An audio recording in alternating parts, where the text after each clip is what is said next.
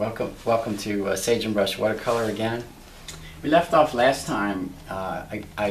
We looked at a list of basic supplies for watercolor painting, and looks like I have everything I need. I have the palette and water and paper, and so I want to move forward and use the supplies. But I realize also I have a few blocks inhibiting me even getting started, which some of you may relate to. There's a block here that says fear of failure, and I think that's, if not the most common, it's certainly a common psychological emotional block for us when we want to try anything new. So I'm not going to let that stop me. I don't really think in terms of success or failure at this point with my painting. It's just something I'm going to do. So I'm going to go ahead in spite of this fear of failure and just take a chance and see if I can just do what my soul's telling me it wants to do anyway. So I'm going to set this aside. Okay, so now we got rid of that block, the fear of failure, so I can go ahead. I'm going to demonstrate the effects of water and paint on three different types of, or weights of paper: the 90-pound cold press, the 140 cold press, and the 300 cold press, which I most often use. So we got rid of the block about fear of failure, so I can go ahead and wet the paper just with my wash brush, the wider brush. This heavier 300-pound paper really absorbs the water. It's cotton, so we can wet it pretty well. We can wet the 140. It's a little less thick. That just means the water will lay on top a little more. And we can wet the 90. It's even thinner. It may start to buckle. Now, I have a palette. I can start mixing colors and do whatever I want. I can mix red and blue. I can make purple. But I'm feeling, yeah, see, that's buckling already. There's another block that's kind of in my way right now. I'm feeling that it's a belief that I can relate to, and some of you might, that I have no creativity or no creative talent. I'm not creative, so I don't know what I'm going to do. If I'm not creative, it's hard to move forward. So I don't need this block right now. I've got to keep moving with these papers. So I'm not going to worry about that. I'll find out if I'm creative or not. I'm just going to have fun. So I'm going to just remove this block. Okay, so I had to tape the two lighter weights down to keep them from buckling. You notice I didn't have to tape the 300-pound cold press, and I'll show you how that's to my advantage later. So we got rid of two blocks, two metal blocks, and there's nothing keeping us now from just putting our paint on this wet paper. The paper was pre-wetted, so I'm just, no rules, no worries, no, right or wrong, just putting some color on the paper, and you'll see, because the paper's wet, how the water, see the edges, how it's going to make it bleed a little bit.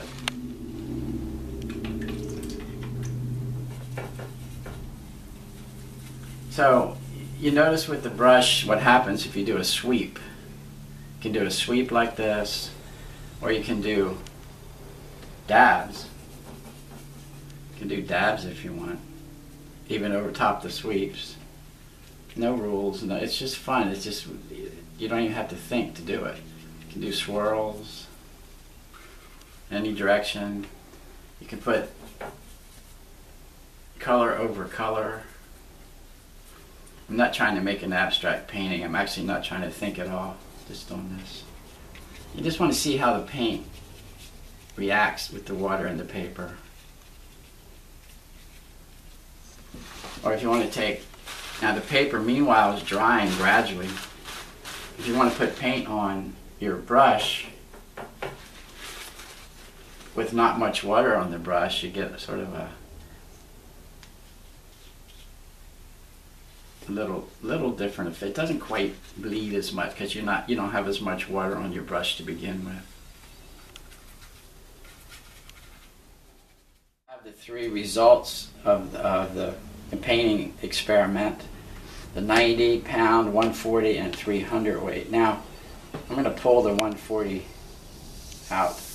If you compare the lighter weight paper, the 90 pound paper, to the 300, first thing you notice is there's a lot more color that shows through in the heavier paper.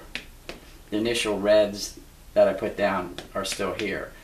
What happens with the lighter paper is the colors you put down at first tend to get covered up by the colors that you add later. The other thing is, with the heavier paper, you get a nice soft bleed, or they call it a bleed or a blend around the edges, and here thinner paper gives you a more defined, clear, a sharp edge, which in some cases, depending on what you're painting and how you're painting, you might want that. So this is softer, and this ends up being a little muddy, I think, the lighter paper. So you bring in the 140 cold press, which is a favorite of many artists, because you get the best of both worlds. You get some defined lines, but you also get some nice blending, nice softness, nice bleeding, and that's a function of, you can learn how to control that by how much water you add. So you know, depending on your purpose, any paper is fine, but there's three distinct different results that you're going to get depending on the weight of your paper here.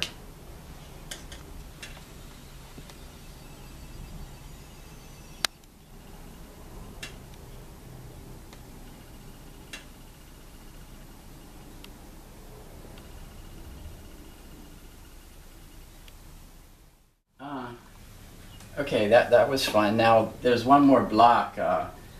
I wrote down, I learned as a child that art is a waste of time, because it's not a practical thing to be spending time doing. And that's an attitude that's prevalent, I think, too. You may be able to relate to that. You know, you have better things to do than waste your time painting. And it's easy for me to get rid of that block, because it didn't feel like a waste of time. It felt good to me at a deep level. It was fun. I don't think fun's ever really a waste of time.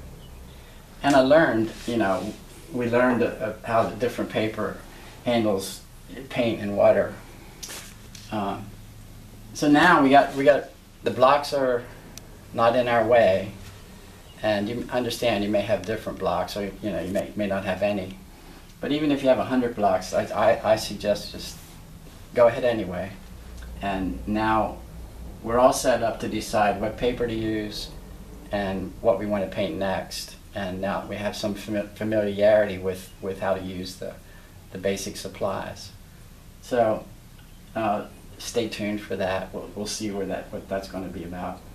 And as always, I'm grateful. I appreciate your watching, and I hope you learned something about the paper. You just got to try it on your own.